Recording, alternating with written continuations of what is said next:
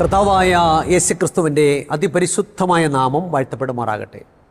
Good Samaritan ministries അവതരിപ്പിക്കുന്ന വിസ്മയ സന്ദേശത്തിൻ്റെ എല്ലാ മാന്യ പ്രേക്ഷകർക്കും വേഗം വരുന്നവനായ കർത്താവായ യേശുക്രിസ്തുവിൻ്റെ നാമത്തിലുള്ള സ്നേഹവന്ദനം. കർത്താവിൽ പ്രിയമുള്ളവരെ, വീണ്ടും ദൈവവചനവുമായിട്ട് നമുക്ക് ഒരുമിച്ച് കണ്ടുമുട്ടുവാൻ കർത്താവ് സഹായിച്ചതോർത്തു സ്തോത്രം.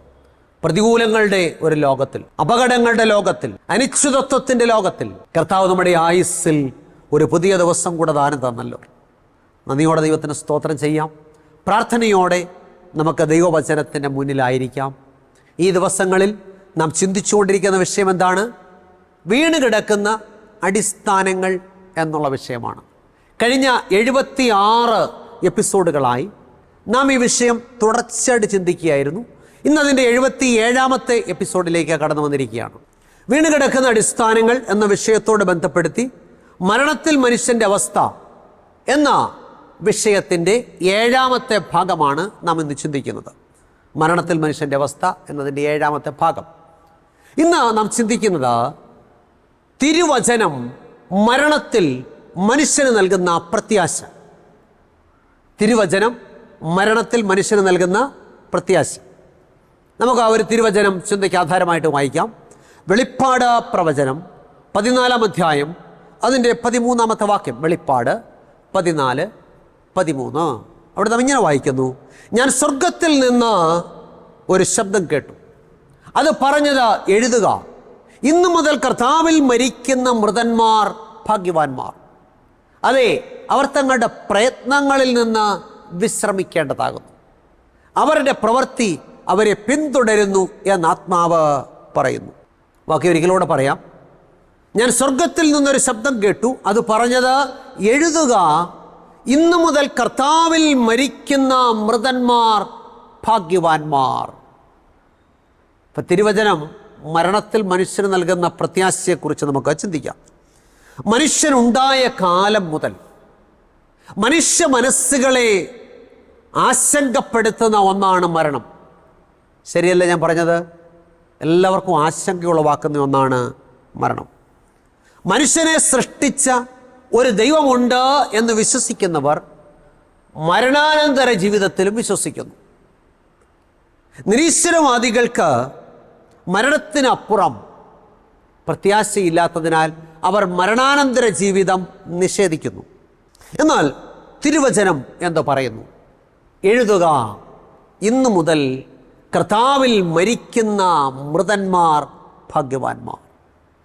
അപ്പം കർത്താവിൽ മരിക്കുന്ന മൃതന്മാർ ഭാഗ്യവാന്മാർ. നമുക്കറിയാം, ക്രിസ്തുവിന് വേണ്ടി തൻ്റെ ജീവിതം ഒഴിഞ്ഞു വെച്ച മിഷണറി ആയിരുന്നു ഡോക്ടർ ഡേവിഡ് ലിവിങ്സ്റ്റൺ. അദ്ദേഹം ഒരു നിർധന കുടുംബത്തിലാണ് ജനിച്ചത്. ഒരു മിഷണറി ഡോക്ടർ ആകണമെന്നായിരുന്നു അദ്ദേഹത്തിൻ്റെ ആഗ്രഹം. തൻ്റെ സമ്പാദ്യമൊക്കെ അദ്ദേഹം ഉപയോഗിച്ച്, അല്ലെങ്കിൽ അദ്ദേഹം കഠിനമായിട്ട് അധ്വാനിച്ച് മെഡിക്കൽ ബിരുദം നേടിയെടുത്തു. ആരും ഒരിക്കലും കടന്നു പോകാൻ ആഗ്രഹിക്കാത്ത ഇരുണ്ട ഭൂഖണ്ഡമെന്നറിയപ്പെടുന്ന ആഫ്രിക്കയെ തൻ്റെ പ്രവർത്തന രംഗമാക്കുവാൻ അദ്ദേഹം തീരുമാനിച്ചു. ഇപ്പോൾ ആഫ്രിക്ക നമുക്കറിയാം, ഇരുണ്ട ഭൂഖണ്ഡമെന്നറിയപ്പെടുന്നത്. ഒരു കാലത്ത് മനുഷ്യൻ കടന്നു ചെല്ലാൻ മടിച്ചിരുന്ന നരഭോജികളായിട്ടുള്ള ആളുകൾ ഉണ്ടായിരുന്നു എന്ന് പറയപ്പെടുന്ന ദേശമാണ് ഇരുണ്ട ഭൂഖണ്ഡമായ ആഫ്രിക്ക. ആ പ്രദേശത്തെയാണ് അദ്ദേഹത്തിൻ്റെ പ്രവർത്തന മേഖലയായിട്ട് തിരഞ്ഞെടുത്തത്. അവിടെ മിഷണറി പ്രവർത്തനം നടത്തണമെന്നും ഈ ഇരുണ്ട ഭൂഖണ്ഡമായ ആഫ്രിക്കയെ പുറം ലോകത്തിന് കട്ടിക്കൊടുക്കണമെന്നും അദ്ദേഹം തീരുമാനിച്ചു. അതിനായിട്ട് അദ്ദേഹം കാൽനട യാത്ര ആരംഭിച്ചു. 9,000 മൈൽ അദ്ദേഹം ആഫ്രിക്കൻ ഭൂഖണ്ഡത്തിലൂടെ കാൽനട യാത്ര ചെയ്തു. ഈ യാത്രയ്ക്കിടയിൽ സുവിശേഷം അറിയിച്ചു. അദ്ദേഹത്തിൻ്റെ ഹൃദയത്തിലെ ആഗ്രഹം എത്രയും സ്ഥലങ്ങളിൽ കടന്നു ചെന്ന് സുവിശേഷം അറിയിക്കണം. കർത്താവ് യേശുക്രിസ്തുവിൻ്റെ സ്നേഹത്തെക്കുറിച്ച് അവരോട് പറയണം. യേശുക്രിസ്തു രക്ഷകനെ ലോകത്തിന് പരിചയപ്പെടുത്തി കൊടുക്കണം. അങ്ങനെ 9,000 മൈൽ അദ്ദേഹം കാൽനട യാത്ര ചെയ്തു. ഈ യാത്രയ്ക്കിടയിൽ സുവിശേഷം അറിയിച്ചു. ഇപ്പോൾ ഈ ആഫ്രിക്കയിലെ കറുത്ത വർഗ്ഗക്കാരായിട്ടുള്ള ആളുകൾ ഈ സാധുവായ മനുഷ്യനെ അതിരറ്റ് സ്നേഹിച്ചു, ബഹുമാനിച്ചു. അദ്ദേഹത്തിൻ്റെ ഈ യാത്രയ്ക്കിടയിൽ 39 തവണ അദ്ദേഹം ജ്വരബാധിതനായി തീർന്നു. പലപ്പോഴും ബോധരഹിതനായി വീണിട്ടുണ്ട്. ഈ യാത്രയ്ക്കിടയിൽ അദ്ദേഹത്തിൻ്റെ ഭാര്യയും മകളും ജ്വരം ബാധിച്ച് മരിച്ചു. എന്നിട്ടും തൻ്റെ യാത്ര നിർത്തുവാൻ അദ്ദേഹം കൂട്ടാക്കിയില്ല. ഇലാല എന്ന ഗ്രാമത്തിൽ താമസിച്ച് പ്രവർത്തിക്കുമ്പോഴാണ് അദ്ദേഹം ഈ ലോകത്തോട് വിട പറയുന്നത്. ഒരു ദിവസം അദ്ദേഹം തൻ്റെ കുടിലിൽ ഉറങ്ങാൻ കിടന്നു. ഗ്രാമീണർ ചെന്ന് നോക്കുമ്പോൾ പ്രഭാതത്തിൽ മുട്ടിന്മേൽ നിന്ന് പ്രാർത്ഥിക്കുന്ന ഡേവിഡ് ലിവിങ്സ്റ്റണെയാണ് കാണുന്നത്. എന്നാൽ ആ പ്രാർത്ഥനയ്ക്കിടയിൽ അദ്ദേഹം ലോകത്തോട് യാത്ര പറഞ്ഞു. മരിക്കുമ്പോൾ അദ്ദേഹത്തിന് 60 വയസ്സ് പ്രായമുണ്ടായിരുന്നു. അദ്ദേഹത്തിൻ്റെ മരണവിവരം പുറംലോകം അറിഞ്ഞു. അദ്ദേഹത്തിൻ്റെ മൃതദേഹം ഇംഗ്ലണ്ടിൽ കൊണ്ടുവന്ന് സംസ്കരിക്കണമെന്നും സർവാദരണീയരെ അടക്കുന്നത് പോലെ ഏറ്റവും യോഗ്യമായ മാന്യമായ ഒരു ശവസംസ്കാരം അദ്ദേഹത്തിന് കൊടുക്കണമെന്നും ഗവൺമെൻറ് തലത്തിൽ തീരുമാനമുണ്ടായി. എന്നാൽ ഇലാലയിലെ ജനങ്ങൾ ആദ്യം അതിന് വിസമ്മതിച്ചു. തങ്ങളുടെ ആത്മമിത്രത്തിൻ്റെ ഭൗതിക ശരീരം തങ്ങളുടെ നാട്ടിൽ അടക്കം ചെയ്യണമെന്ന് അവർ വാശി പിടിച്ചു. എന്നാൽ സർക്കാർ തലത്തിൽ സമ്മർദ്ദമുണ്ടായി. അവസാനം ഒരു വ്യവസ്ഥയിൽ മൃതദേഹം വിട്ടുകൊടുക്കുവാൻ അവർ സമ്മതിച്ചു. അതായത് അദ്ദേഹത്തിൻ്റെ ഹൃദയം ഞങ്ങൾക്ക് തരണം, ഭൗതിക ശരീരം നിങ്ങൾ കൊണ്ടുപോയിക്കോളൂ. അങ്ങനെ അദ്ദേഹത്തിൻ്റെ ഭൗതിക ശരീരം സുഗന്ധലേപനങ്ങൾ പൂശി ഇംഗ്ലണ്ടിലേക്ക് കൊണ്ടുപോകുവാനായിട്ട് തീരുമാനിച്ചു.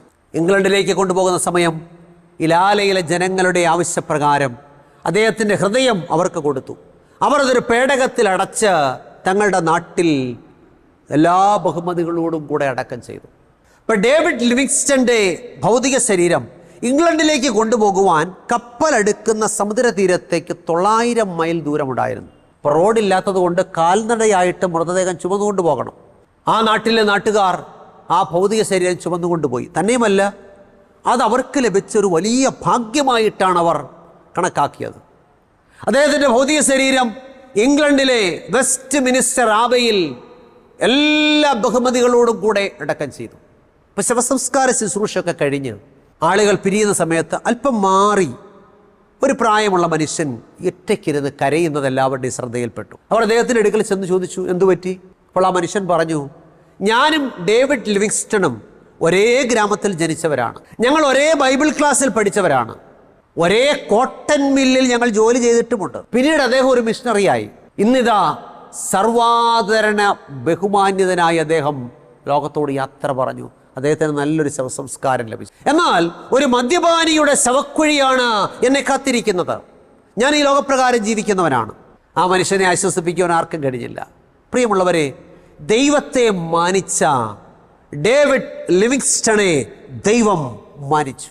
വിശുദ്ധ വേദപുസ്തകത്തിൽ ഇപ്രകാരം രേഖപ്പെടുത്തിയിരിക്കുന്നു. സങ്കീർത്തനങ്ങൾ 116 അതിൻ്റെ 15ാമത്തെ വാക്യം. സങ്കീർത്തനങ്ങൾ 116:15. തൻ്റെ ഭക്തന്മാരുടെ മരണം യഹോവയ്ക്ക് വിലയേറിയതാകുന്നു. വാക്യം ശ്രദ്ധിച്ചോ, തൻ്റെ ഭക്തന്മാരുടെ മരണം യഹോവയ്ക്ക് വിലയേറിയതാകുന്നു. മരണത്തിനപ്പുറം വിശുദ്ധ വേദപുസ്തകം നമുക്കെന്ത് പ്രത്യാശ നൽകുന്നു? ഈ മരണത്തിനപ്പുറം വല്ല പ്രത്യാശയുണ്ടോ? അതോ അതോടെ പരിപാടിയെല്ലാം അങ്ങ് തീരുകയാണോ? വേദപുസ്തകം എന്താ പറയുന്നത്? നാം വെളിപ്പാട് പ്രവചനം 14-ാം അധ്യായം 13-ാമത്തെ വാക്യത്തിൽ വായിച്ചു, എഴുതുക, ഇന്നു മുതൽ കർത്താവിൽ മരിക്കുന്ന മൃതന്മാർ ഭാഗ്യവാന്മാർ. ദൈവത്തിന് സ്തോത്രം. അപ്പം ആർക്കാണ് കർത്താവിൽ മരിക്കുവാനായിട്ട് കഴിയുന്നത്? കർത്താവിൽ ജീവിക്കുന്നവർക്കാണ് കർത്താവിൽ മരിക്കുവാൻ കഴിയുക. ഞാൻ പറഞ്ഞല്ലോ, വചനം പറയുന്നു കർത്താവിൽ മരിക്കുന്ന മൃതന്മാർ ഭാഗ്യവാന്മാർ. ആർക്കാണ് കർത്താവിൽ മരിക്കാൻ കഴിയുക? കർത്താവിൽ ജീവിക്കുന്ന ഒരു വ്യക്തിക്ക് മാത്രമേ കർത്താവിൽ മരിക്കാൻ കഴിയത്തുള്ളൂ. എങ്ങനെയാണ് നാം കർത്താവിൽ ജീവിക്കേണ്ടത്? പത്രോസിൻ്റെ 1-ാം ലേഖനം 1-ാം അധ്യായം 21-ാമത്തെ വാക്യം. പത്രോസിൻ്റെ 1-ാം ലേഖനം 1-ാം അധ്യായം 21-ാമത്തെ വാക്യം. ക്രിസ്തുവും നിങ്ങൾക്ക് വേണ്ടി കഷ്ടമനുഭവിച്ചു, നിങ്ങൾ അവിടുത്തെ കാൽച്ചുവട് പിന്തുടരുവാൻ ഒരു മാതൃക വെച്ചേച്ച് പോയിരിക്കുന്നു. ഇപ്പം ക്രിസ്തു നമുക്ക് വേണ്ടി കഷ്ടം അനുഭവിച്ചു, നാം അവിടുത്തെ കാൽച്ചുവട് പിന്തുടരുവാൻ ഒരു മാതൃക വെച്ചേച്ച് പോയിരിക്കുന്നു. യോഹന്നാൻ്റെ 1-ാം ലേഖനം 2-ാം അധ്യായം 6-ാമത്തെ വാക്യം. യോഹന്നാൻ്റെ 1-ാം ലേഖനം 2-ാം അധ്യായം 6-ാമത്തെ വാക്യം. കർത്താവിൽ വസിക്കുന്നു എന്ന് പറയുന്നവൻ അവിടുന്ന് നടന്നതുപോലെ നടക്കേണ്ടതാകുന്നു.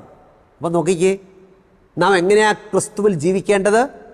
കർത്താവ് കാണിച്ച മാതൃക പ്രകാരം നാം ജീവിക്കണം. ക്രിസ്തുവിൻ്റെ കാൽച്ചുവടുകളെ പിന്തുടരണം. അങ്ങനെയാണെങ്കിൽ നമുക്ക് കർത്താവിൽ ജീവിക്കുവാനും കർത്താവിൽ മരിക്കുവാനും സാധിക്കും. അപ്പം മരണത്തിൽ നമുക്ക് എന്തെങ്കിലും പ്രത്യാശ ഉണ്ടാകണമെങ്കിൽ കർത്താവിൽ ജീവിക്കണം. കർത്താവിൽ എങ്ങനെ ജീവിക്കണം? ക്രിസ്തു ജീവിച്ചതുപോലെ. അങ്ങനെയാണെങ്കിൽ നമുക്ക് കർത്താവിൽ മരിക്കുവാനായിട്ട് കഴിയും. ഇനി ചോദ്യം, ആർക്കാണ് ക്രിസ്തുവിൽ ജീവിക്കുവാൻ കഴിയുക? അപ്പം ക്രിസ്തുവിൽ മരിക്കണമെങ്കിൽ ക്രിസ്തുവിൽ ജീവിക്കണം. ക്രിസ്തുവിൽ ജീവിക്കാൻ ആർക്കാ കഴിയുക? ക്രിസ്തുവിൽ ജനിക്കുന്നവർക്കാണ് ക്രിസ്തുവിൽ മരിക്കുവാൻ കഴിയുക. ദൈവത്തിന് സ്തോത്രം. യേശു നിക്കോദമോസിനോട് ഇപ്രകാരം പറഞ്ഞു. യോഹന്നാന്റെ സുവിശേഷം 3-ാം അധ്യായം 3-ാമത്തെ വാക്യം. യേശുവിനോട്, ആമേൻ ആമേൻ ഞാൻ നിന്നോട് പറയുന്നു, പുതുതായി ജനിച്ചില്ല എങ്കിൽ ദൈവരാജ്യം കാണുവാൻ ആർക്കും കഴിയുകയില്ല. അപ്പൊ പുതുതായി ജനിച്ചില്ല എങ്കിൽ, അപ്പൊ ക്രിസ്തുവിൽ ജീവിക്കണമെങ്കിൽ ക്രിസ്തുവിൽ ജനിക്കണം. ക്രിസ്തുവിൽ എങ്ങനെ ജനിക്കുന്നത്? പുതുതായി ജനിക്കണം. ആമേൻ ആമേൻ ഞാൻ നിന്നോട് പറയുന്നു, പുതുതായി ജനിച്ചില്ല എങ്കിൽ ദൈവരാജ്യം കാണുവാൻ ആർക്കും കഴിയത്തില്ല. അപ്പോൾ നിക്കോദെമോസിനൊരു സംശയം. യോഹന്നാന്റെ സുവിശേഷം 3-ാം അധ്യായം 4-ാമത്തെ വാക്യം. നിക്കോദെമോസ് യേശുവിനോട്, മനുഷ്യൻ വൃദ്ധനായ ശേഷം വീണ്ടും ജനിക്കുന്നത് എങ്ങനെ? അമ്മയുടെ ഉദരത്തിൽ കടന്ന് രണ്ടാമത് ജനിക്കാമോ എന്ന് ചോദിച്ചു. അപ്പം നമുക്ക് സംശയം ഉണ്ടാകും, എങ്ങനെയായി വീണ്ടും ജനിക്കുന്നത്? രണ്ടാമത് അമ്മയുടെ ഉദരത്തിൽ കടന്ന് ജനിക്കാൻ പറ്റുമോ? അപ്പോൾ യേശു എന്താ പറഞ്ഞത്? യോഹന്നാന്റെ സുവിശേഷം 3-ാം അധ്യായം 5-ാമത്തെ വാക്യം. അതിന് യേശു, ആമേൻ ആമേൻ ഞാൻ നിന്നോട് പറയുന്നു, വെള്ളത്താലും ആത്മാവിനാലും ജനിച്ചില്ല എങ്കിൽ ദൈവരാജ്യത്തിൽ കടപ്പാൻ ആർക്കും കഴിയുകയില്ല. ഇപ്പൊ വെള്ളത്താലും ആത്മാവിനാലും ജനിക്കണം. അപ്പൊ ക്രിസ്തുവിൽ മരിക്കണമെങ്കിൽ ക്രിസ്തുവിൽ ജീവിക്കണം, ക്രിസ്തുവിൽ ജീവിക്കണമെങ്കിൽ ക്രിസ്തുവിൽ ജനിക്കണം. ക്രിസ്തുവിൽ എങ്ങനെ ജനിക്കുന്നത്? വെള്ളത്താലും ആത്മാവിനാലും ജനിക്കണം. ഇനി വെള്ളത്താലും ആത്മാവിനാലും എങ്ങനെയാണ് ജനിക്കുന്നത്? ലൂക്കോസിന്റെ സുവിശേഷം 3-ാം അധ്യായം 21-22 വാക്യങ്ങൾ. ലൂക്കോസ് 3, 21-22 വാക്യങ്ങൾ. ജനമെല്ലാം സ്നാനമേൽക്കയിൽ യേശുവും സ്നാനമേറ്റ് പ്രാർത്ഥിക്കുമ്പോൾ സ്വർഗം തുറന്നു. ഇവൻ എൻ്റെ പ്രിയപുത്രൻ, ഇവനിൽ ഞാൻ പ്രസാദിച്ചിരിക്കുന്നു എന്ന് സ്വർഗത്തിൽ നിന്നൊരു ശബ്ദമുണ്ടായി. അപ്പോൾ നോക്കിക്കേ, വെള്ളത്താലും ആത്മാവിനാലും ജനിക്കുന്നത് യേശു എങ്ങനെ വെള്ളത്താലും ആത്മാവിനാലും ജനിച്ചു നമുക്കറിയാം അല്ലേ? ജലമെല്ലാം സ്നാനമേൽക്കയിൽ യേശുവും വന്ന് യോർദാൻ നദിയിൽ യോഹന്നാനാൽ വെള്ളത്തിൽ ഇറങ്ങി മുങ്ങി സ്നാനപ്പെട്ടു. അതാണ് വെള്ളത്താൽ ഉള്ള ജലം. അപ്പോൾ പരിശുദ്ധാത്മാവ് യേശുവിൻ്റെ മേൽ ഇറങ്ങി വന്നു. അപ്പം നാം വെള്ളത്താലും ആത്മാവിനാലും ജനിക്കേണ്ടത് ഇങ്ങനെയാണ്. ലോകം കാണിക്കുന്ന മാതൃക പ്രകാരമല്ല, യേശു കാണിച്ച മാതൃക പ്രകാരം. അപ്പം ശരിയായ സ്നാനം അതാ വെള്ളത്താലും ആത്മാവിനാലും ജനിക്കുക. നമ്മൾ അപ്പോസ്തലന്മാരുടെ പ്രവൃത്തികൾ 8-ാം അധ്യായം 26 മുതൽ 39 വരെ വായിക്കുമ്പോൾ ശരിയായ സ്നാനത്തിൻ്റെ മറ്റൊരു മാതൃക ഇവിടെ കാണാനായിട്ട് സാധിക്കും. ഷണ്ണൻ്റെ സ്നാനം. അപ്പോസ്തല പ്രവൃത്തികൾ 8-26 മുതൽ വായിക്കുമ്പോൾ, അനന്തരം കർത്താവിൻ്റെ ദൂതൻ ഫിലിപ്പോസിനോട്, നീ എഴുന്നേറ്റ് തെക്കോട്ട് ഗസയ്ക്കുള്ള നിർജ്ജനമായ വഴിയിലേക്ക് പോക എന്ന് പറഞ്ഞു. അവൻ പുറപ്പെട്ടു ചെന്നപ്പോൾ കന്തക്ക എന്ന ഐത്യോപ്യ രാജ്ഞിയുടെ ഒരു ഷണ്ണനും മഹാനും അവളുടെ സകല ഭണ്ഡാരത്തിനും മേൽവിചാരകനുമായ ഒരു ഐത്യോപ്യനെ കണ്ടു. അവൻ യെരുശലേമിൽ നമസ്കരിപ്പാൻ പോയിട്ട് മടങ്ങി വരികയിൽ തേരിലിരുന്ന് യെശയ്യാ പ്രവാചകന്റെ പുസ്തകം വായിക്കുകയായിരുന്നു. ആത്മാവ് ഫിലിപ്പോസിനോട് തേരിനോട് ചേർന്ന് നടക്കാമെന്ന് കൽപ്പിച്ചു. ഫിലിപ്പോസ് ഓടിച്ചെല്ലുമ്പോൾ യെശയ്യാ പ്രവാചകന്റെ പുസ്തകം വായിക്കുകയായിരുന്നു. നീ വായിക്കുന്നത് ഗ്രഹിക്കുന്നുവോ എന്ന് ചോദിച്ചതിന്, ഒരുവൻ പൊരുൾ തിരിച്ചു തരാതിരുന്നാൽ എങ്ങനെ ഗ്രഹിക്കുമെന്ന് പറഞ്ഞു. ഫിലിപ്പോസ് കയറി തന്നോടുകൂടെ ഇരിക്കണമെന്ന് അപേക്ഷിച്ചു. തിരുവെഴുത്തിൽ അവൻ വായിച്ച ഭാഗമാവിത്: അറുപ്പാനുള്ള ആടിനെ പോലെ അവനെ കണ്ടുപോയി. രോമം കത്തിരിക്കുന്നവന്റെ മുമ്പാകെ മിണ്ടാതിരിക്കുന്ന കുഞ്ഞാട് പോലെ അവൻ വായി തുറക്കാതിരുന്നു. അവൻ്റെ താഴ്ചയിൽ അവന് ന്യായം കിട്ടാതെ പോയി. അവൻ്റെ തലമുറയെ ആർ വിവരിക്കും? അവൻ്റെ ജീവനെ ഭൂമിയിൽ നിന്ന് എടുത്തു കളയുന്നുവല്ലോ. അപ്പം ഷണ്ണനൊരു ചോദ്യം, ഇത് പ്രവാചകൻ ആരെക്കുറിച്ച് പറഞ്ഞിരിക്കുന്നു? തന്നെക്കുറിച്ചോ മറ്റൊരുത്തനെക്കുറിച്ചോ പറഞ്ഞു തരണമെന്ന് അപേക്ഷിച്ചു. ഈ തിരുവെഴുത്ത് ആധാരമാക്കി ഫിലിപ്പോസ് യേശുവിനെ കുറിച്ചുള്ള സുവിശേഷം അറിയിച്ചു. അവർ ഇങ്ങനെ വഴി പോകയിൽ വെള്ളമുള്ള ഒരു സ്ഥലത്തെത്തിയപ്പോൾ ഷണ്ണൻ, ഇതാ വെള്ളം, ഞാൻ സ്നാനമേൽക്കുന്നതിന് എന്ത് വിരോധമെന്ന് പറഞ്ഞു. നീ പൂർണ്ണ ഹൃദയത്തോടെ വിശ്വസിക്കുന്നുവെങ്കിൽ ആകാമെന്ന് പറഞ്ഞു. അപ്പോൾ ഷണ്ണൻ്റെ മറുപടി, യേശുക്രിസ്തു ദൈവപുത്രൻ ഞാൻ വിശ്വസിക്കുന്നത് പറഞ്ഞു. ഉടനെ തേർ നിർത്തുവാൻ കൽപ്പിച്ചു. ഷണ്ണനും ഫിലിപ്പോസും ഇരുവരും വെള്ളത്തിൽ ഇറങ്ങി അവനവനെ സ്നാനം കഴിപ്പിച്ചു. വെള്ളത്തിൽ നിന്ന് കയറിയ ഉടനെ, ഇപ്പം ശരിയായ സ്നാനത്തിൽ വെള്ളത്തിൽ ഇറങ്ങണം, വെള്ളത്തിൽ നിന്ന് കയറണം. ദൈവത്തിന് സ്തോത്രം. അപ്പം ശരിയായ സ്നാനം. അപ്പം യേശുക്രിസ്തുവിൽ മരിക്കണമെങ്കിൽ യേശുക്രിസ്തുവിൽ ജീവിക്കണം. യേശുക്രിസ്തുവിൽ ജീവിക്കണമെങ്കിൽ യേശുക്രിസ്തുവിൽ ജനിക്കണം. യേശുക്രിസ്തുവിൽ ജനിക്കണമെങ്കിൽ വെള്ളത്താലും ആത്മാവിനാലും ജനിക്കണം. വെള്ളത്താലും ആത്മാവിനാലും ജനിക്കണമെങ്കിൽ യേശു കാണിച്ച മാതൃക പ്രകാരം സ്നാനപ്പെടണം. അങ്ങനെയായാൽ വെള്ളത്താലും ആത്മാവിനാലും ജനിക്കാം.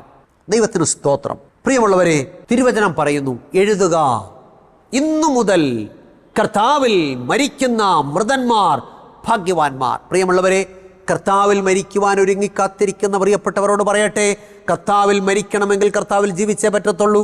കർത്താവിൽ ജീവിക്കണമെങ്കിൽ കർത്താവിൽ ജനിക്കണം. കർത്താവിൽ ജനിക്കണമെങ്കിൽ യേശു കാണിച്ച മാതൃക പ്രകാരം വെള്ളത്താലും ആത്മാവിനാലും ജനിക്കണം. അല്ലാതുള്ള ജനനങ്ങളൊക്കെ കളിപ്പീരി ജനനങ്ങളാണ്. നാം ചിന്തിക്കുക, കർത്താവിൽ നാം ജീവിക്കുന്നവരാണോ? കർത്താവിൽ ജനിച്ചവരാണോ? കർത്താവ് കാണിച്ച മാതൃകപ്രകാരം വെള്ളത്താലും ആത്മാവിനാലും ജനിച്ചവരാണോ? അങ്ങനെയാണെങ്കിൽ നമുക്ക് കർത്താവിൽ മരിക്കാം. ഇനി കർത്താവിൽ മരിച്ചാൽ എന്താണ് മെച്ചം? കർത്താവിൽ മരിച്ചാൽ കർത്താവിൽ ഉയർത്തെഴുന്നേൽക്കാം. എപ്പോൾ? അപ്പോസ്തലനായ പൗലോസ് തെസ്സലോനിക്കർക്ക് എഴുതിയ 1 ലേഖനം 4-16 വാക്യം, കർത്താവ് താൻ ഗംഭീരനാദത്തോടും പ്രധാന ദൂതന്റെ ശബ്ദത്തോടും ദൈവത്തിന്റെ കാഹളത്തോടും കൂടെ സ്വർഗത്തിൽ നിറങ്ങി വരികയും ക്രിസ്തുവിൽ മരിച്ചവർ മുമ്പേ ഉയർത്തെഴുന്നേൽക്കുകയും ചെയ്യും. അപ്പൊ കർത്താവിൽ മരിച്ചാൽ നമുക്ക് കർത്താവിൽ ഉയർത്തെഴുന്നേൽക്കുവാനായിട്ട് സാധിക്കും. എപ്പോൾ? കർത്താവ് രണ്ടാമത് വരും. ദൈവത്തിന് സ്തോത്രം. അപ്പം നാം കർത്താവിൽ മരിച്ചാൽ നമുക്ക് കർത്താവിൽ ഒരു ഉയർപ്പുണ്ട്. അപ്പം ദൈവത്തിൻ്റെ വചനം മരണത്തിൽ നമുക്ക് നൽകുന്ന പ്രത്യാശ എത്ര വലിയതാണ്.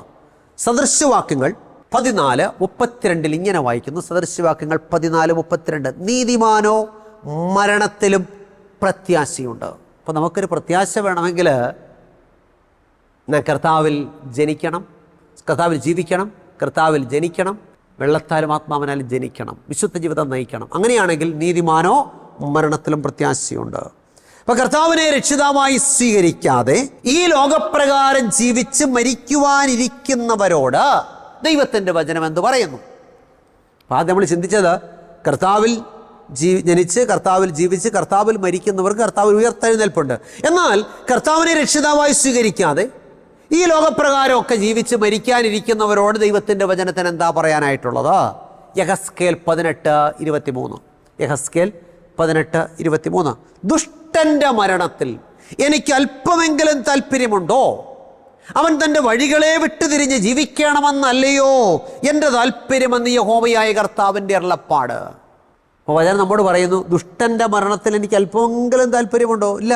അവൻ തൻ്റെ വഴികളെ വിട്ടുതിരിഞ്ഞ് ജീവിക്കണമെന്നല്ലയോ എൻ്റെ താല്പര്യമെന്ന് യഹോവയായ കർത്താവിൻ്റെ അരുളപ്പാട്. ഇതിനെ കേൾക്കുന്ന പ്രിയമുള്ളവരെ, നാം ലോകപ്രകാരം ജീവിച്ച് ദുഷ്ടതയിലും പാപത്തിലും ജീവിക്കുന്നവരാണെങ്കിൽ ദൈവം നമ്മെക്കുറിച്ച് ആഗ്രഹിക്കുന്ന നാം ദുഷ്ടതയിൽ മരിക്കുവാനല്ല, നമ്മുടെ വഴികളെ വിട്ടുതിരിഞ്ഞ് ജീവിക്കണമെന്നാണ്.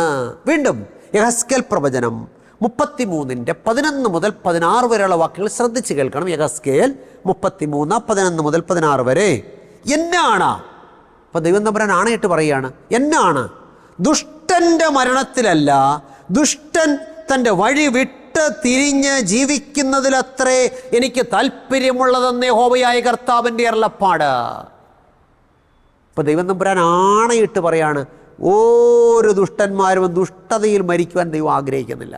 പിന്നെയോ ദുഷ്ടൻ തൻ്റെ വഴി വിട്ടുതിരിഞ്ഞ് ജീവിക്കണമെന്നാണ് ദൈവത്തിൻ്റെ ആഗ്രഹം. നിങ്ങളുടെ ദുർമാർഗങ്ങളെ വിട്ടുതിരിവീൻ, ഇസ്രായേൽ ഗൃഹമേ നിങ്ങൾ എന്തിനു മരിക്കുന്നു എന്നവരോട് പറയുക.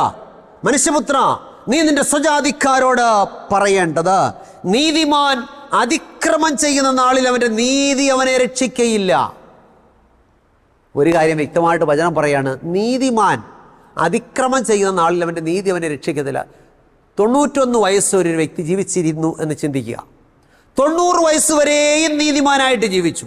91ാമത്തെ വയസ്സിൽ അവൻ ദുഷ്ടനായിട്ട് ജീവിച്ചു. വചനം പറയുന്നു, നീതിമാൻ ദുഷ്ടത ചെയ്യുന്ന നാളിൽ അവൻ്റെ നീതി അവനെ രക്ഷിക്കത്തില്ല. വീണ്ടും അടുത്ത വാക്യത്തിൽ ഇങ്ങനെ പറയുന്നു, ദുഷ്ടൻ തൻ്റെ ദുഷ്ടത വിട്ടുതിരിയുന്ന നാളിൽ തൻ്റെ ദുഷ്ടതയാൽ ഇടറി വീഴുകയില്ല. അപ്പോൾ ഒരു മനുഷ്യൻ, അടുത്തൊരു മനുഷ്യൻ 90 വയസ്സ് വരെ ദുഷ്ടനായിട്ട് ജീവിച്ചു. 91ാമത്തെ വയസ്സിൽ മരിക്കാൻ പോകുന്ന വർഷം എപ്പോഴാണ് മരിക്കുക നമുക്ക് അറിയത്തില്ല. അത് അടുത്തൊരു വർഷം നീതിമാനായിട്ട് ജീവിച്ചു. അപ്പോൾ വചനം പറയുകയാണ്, ദുഷ്ടൻ തൻ്റെ ദുഷ്ടത വിട്ടുതിരിയുന്ന നാളിൽ തൻ്റെ ദുഷ്ടതയാൽ ഇടറി വീഴുകയില്ല. ദൈവത്തിന് സ്തോത്രം. നീതിമാൻ പാപം ചെയ്യുന്ന നാളിൽ അവന് തൻ്റെ നീതിയാൽ ജീവിപ്പാൻ കഴിയത്തില്ല. അപ്പം നീതിമാൻ ജീവിതാവസാനം വരെയും നീതി ചെയ്ത് അവസാന സമയത്ത് തെറ്റിപ്പോയാൽ അവൻ്റെ നീതിയാൽ പിന്നെ അവൻ ജീവിക്കത്തില്ല. നീതിമാൻ ജീവിക്കുമെന്ന് ഞാൻ അവനോട് പറയുമ്പോൾ അവൻ തന്നെ നീതിയിൽ ആശ്രയിച്ച് അകൃത്യം ചെയ്യുന്നുവെങ്കിൽ അവൻ്റെ നീതിപ്രവർത്തികളൊന്നും അവന് കണക്കിടുകയില്ല. അവൻ ചെയ്ത നീതികേട് നിമിത്തം അവൻ മരിക്കും. അപ്പം ഞാൻ ജീവിതാവസാനം വരെയും നീതിമാനായിട്ട് ജീവിച്ചു. അവസാനം മരിക്കുന്നതിന് ഏതാനും ചില ദിവസങ്ങളായിട്ട് ഞാൻ മോശമായിട്ട് ജീവിച്ചാൽ എൻ്റെ നീതിപ്രവർത്തികളൊന്നും എനിക്ക് കണക്കിടത്തില്ല, എൻ്റെ കാര്യം പോക്കാണ്. എന്നാൽ ഞാൻ ജീവിതാവസാനം വരെ ദുഷ്ടനായിട്ടാണ് ജീവിച്ചത്. ജീവിതാവസാനത്തിന് മുമ്പ്, മരണത്തിന് മുമ്പ് ഞാൻ മാനസാന്തരപ്പെട്ട് ജീവൻ്റെ മാർഗത്തിൽ നടക്കുവാൻ തീരുമാനിച്ചാൽ എൻ്റെ ദുഷ്ടതയൊന്നും എൻ്റെ ദൈവം കണക്കിടത്തില്ല. ഒരു കാര്യം മനസ്സിലാക്കണം, നാം എപ്പോൾ മരിക്കുമെന്ന് നമുക്ക് പറയാൻ പറ്റില്ല. അതുകൊണ്ട് ഇപ്പോൾ ലഭിക്കുന്ന അവസരം എന്ത് ചെയ്യണം? അടുത്ത വാക്കുകൾ ഇങ്ങനെ വായിക്കുന്നു, എന്നാൽ ദുഷ്ടനോട് നീ മരിക്കുമെന്ന് പറയുമ്പോൾ അവൻ തൻ്റെ പാപം വിട്ട് തിരിഞ്ഞ് നീതിയും ന്യായവും പ്രവർത്തിക്കുകയും പണയം തിരികെ കൊടുക്കുകയും അപഹരിച്ചത് മടക്കിക്കൊടുക്കുകയും നീതിയോടൊന്നും ചെയ്യാതെ ജീവന്റെ ചട്ടങ്ങളെ അനുസരിക്കുകയും ചെയ്താൽ അവൻ മരിക്കാതെ ജീവിക്കും. അവൻ ചെയ്ത പാപമൊന്നും കണക്കിടുകയില്ല. അവൻ നീതിയും ന്യായവും പ്രവർത്തിച്ചിരിക്കുന്നുവല്ലോ. പ്രിയമുള്ളവരെ, ഈ വാക്യങ്ങൾ വളരെ വ്യക്തമായിട്ട് നമ്മെ പഠിപ്പിക്കുകയാണ്. നാം എത്ര ദുഷ്ടതയിൽ ജീവിക്കുന്ന വ്യക്തിയാണ്, ഇന്നും മാനസാന്തരപ്പെട്ടാൽ നമ്മുടെ ദുഷ്ടതയൊന്നും ദൈവം കണക്കിടത്തില്ല. നാം എത്ര നീതി ചെയ്യുന്ന വ്യക്തിയാണെങ്കിലും ഇന്നു മുതൽ മോശമായിട്ട് ജീവിക്കാൻ തീരുമാനിച്ചാൽ നമ്മുടെ നീതിയൊന്നും ദൈവം കണക്കിടത്തും ഇല്ല. അതുകൊണ്ട് നമുക്ക് കർത്താവിൽ മരിക്കണമെങ്കിൽ ഇന്നൊരു മാനസാന്തരം ആവശ്യമാണ്. കർത്താവിൽ മരിക്കണമെങ്കിൽ കർത്താവിൽ ജീവിക്കണം. കർത്താവിൽ ജീവിക്കണമെങ്കിൽ കർത്താവിൽ ജനിക്കണം. കർത്താവിൽ ജനിക്കണമെങ്കിൽ കർത്താവ് കാണിച്ച മാതൃകപ്രകാരം വെള്ളത്താലും ആത്മാവിനാലും ജനിക്കണം. അങ്ങനെയാണെങ്കിൽ കർത്താവിൽ മരിക്കാം. നാം ഭാഗ്യവാന്മാരാണ്. അതുകൊണ്ട് ആ വെളിപ്പാട് 14:13 വായിച്ചത്, എഴുതുക, ഇന്നു മുതൽ കർത്താവിൽ മരിക്കുന്ന മൃതന്മാർ ഭാഗ്യവാന്മാർ. ആ ഭാഗ്യാവസ്ഥയിലേക്ക് പോകണമെങ്കിൽ നല്ല തീരുമാനമെടുക്കാം. പ്രാർത്ഥിക്കാൻ പോവുകയാണ്. നമ്മൾ നല്ല തീരുമാനമെടുക്കുമോ? കർത്താവേ, ഞാൻ അവിടുത്തെ രക്ഷിതാവായിട്ട് സ്വീകരിക്കുന്നു. ഞാൻ കർത്താവിൽ ജീവിക്കാൻ ആഗ്രഹിക്കുന്നു. അങ്ങനെയാണെങ്കിൽ ഞാൻ കർത്താവിൽ ജനിക്കാൻ ആഗ്രഹിക്കുന്നു. കർത്താവ് കാണിച്ച മാതൃകപ്രകാരം വെള്ളത്താലും ആത്മാവിനെ ഞാൻ ജനിക്കാൻ ആഗ്രഹിക്കുന്നു. ആർക്കെങ്കിലും താല്പര്യമുണ്ടെങ്കിൽ വിളിച്ചാൽ മതി, ക്രമീകരണങ്ങൾ ചെയ്തു തരാം. ദൈവമായി കർത്താവ് സഹായിക്കട്ടെ. നമുക്ക് പ്രാർത്ഥിക്കാം, നല്ല തീരുമാനത്തോടെ പ്രാർത്ഥിക്കാം. അടിയങ്ങളെ സ്നേഹിക്കുന്ന ഞങ്ങളുടെ നല്ല ദൈവമേ, സ്വർഗ്ഗസ്ഥ പിതാവേ, നല്ല ദിവസത്തിൻ്റെ പ്രഭാതത്തിനായിട്ട് സ്തോത്രം, കേൾപ്പിച്ച വചനത്തിനായിട്ട് സ്തോത്രം. എഴുതുക, ഇന്നു മുതൽ കർത്താവിൽ മരിക്കുന്ന മൃതന്മാർ ഭാഗ്യവാന്മാർ. ആരാണ് കർത്താവിൽ മരിക്കുവാൻ ആർക്കാണ് സാധിക്കുക എന്ന് നിങ്ങളെ കേൾപ്പിച്ചല്ലോ കർത്താവേ.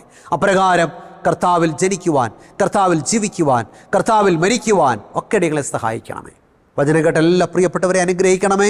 കർത്താവിലുള്ള വലിയ പ്രത്യാശയാൽ പ്രിയമക്കളെ നിറയ്ക്കണമേ. നല്ല തീരുമാനത്തോടും പ്രതിഷ്ഠയോടും ലോകത്തിൻ്റെ വഴികളെ വിട്ടിട്ട് വിശുദ്ധ ജീവിതം നയിപ്പാൻ പ്രിയമക്കളെ ഒരുക്കണമേ. ഇന്ന് കർത്താവേടിയെ കേൾക്കുന്ന പ്രിയപ്പെട്ടവർ കഷ്ടതയിലും പ്രയാസത്തിലും ദുഃഖത്തിലും വിവിധങ്ങളായ ഭാരങ്ങളിലൊക്കെ ഇരിക്കുന്ന എല്ലാ പ്രിയപ്പെട്ടവരെ സമർപ്പിക്കുന്നു. അവരുടെ ആവശ്യങ്ങളൊക്കെ മാനിക്കണമേ. സമർപ്പണത്തോടെ പ്രാർത്ഥിക്കുന്ന പ്രിയമക്കളെ കർത്താവ് കൈവിടാതെ അവിടുത്തെ കരങ്ങളിൽ വഹിക്കണമേ. യേശു ക്രിസ്തുവിൻ്റെ ധന്യമുള്ള നാമത്തിൽ താഴ്മയായിട്ട് യാചിക്കുന്നു. പ്രാർത്ഥന കേൾക്കണം നല്ല പിതാവേ, ആമേൻ. കർത്താവിൽ പ്രിയമുള്ളവരെ, ദൈവമായ കർത്താവ് നമ്മെ സഹായിക്കട്ടെ. എല്ലാ ഞായറാഴ്ചയും രാവിലെ 6:30 ജയ്ഹിന്ദ് ചാനലിലുള്ള സംപ്രേഷണം കാണുക, കേൾക്കുക. യൂട്യൂബിലും കാണാൻ ജോയ്മോൻ മത്തായി എന്ന് ടൈപ്പ് ചെയ്താൽ ദൈവവചനം ശരിയായി പഠിച്ച് ദൈവവചനത്തിൽ വളരുവാൻ, കർത്താവിൽ മരിക്കുവാൻ ദൈവം നമ്മെ സഹായിക്കട്ടെ. എല്ലാവർക്കും നല്ലൊരു ദിവസം ആശംസിക്കുന്നു.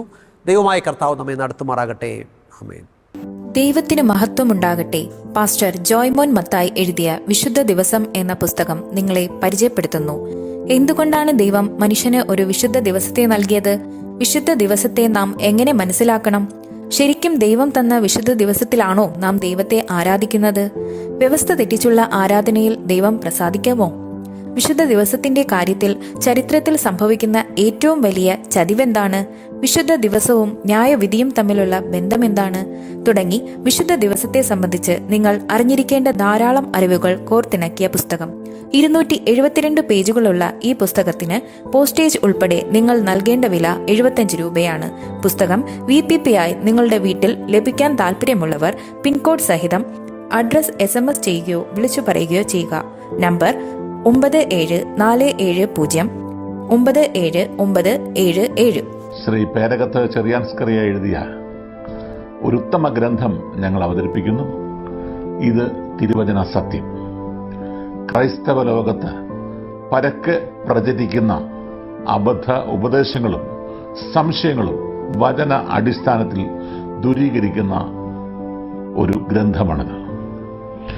ദൈവത്തിൻ്റെ അരുളപ്പാടുകൾ സാർവത്രികമാണെന്നും അത് നിത്യമാണെന്നും ലളിതമായും യുക്തിഭദ്രമായും അവതരിപ്പിക്കുന്ന ഈ ഗ്രന്ഥത്തിന് 130 രൂപയാണ് വില. എന്നാൽ ഞങ്ങളിത് തികച്ചും സൗജന്യമായി നിങ്ങൾക്ക് അയച്ചു തരുന്നു. നിങ്ങളുടെ പൂർണ്ണമായ മേൽവിലാസം ഇനി പറയുന്ന നമ്പറിൽ SMS ചെയ്യുക. നമ്പർ 9847906636. പ്രവചന ശബ്ദം ക്രൈസ്തവ കുടുംബ മാസിക. തിരുവചനത്തിലെ കാണാപ്പുറങ്ങൾ നമുക്ക് കാട്ടിത്തരുന്ന ഉത്തമ ക്രൈസ്തവ കുടുംബ മാസിക.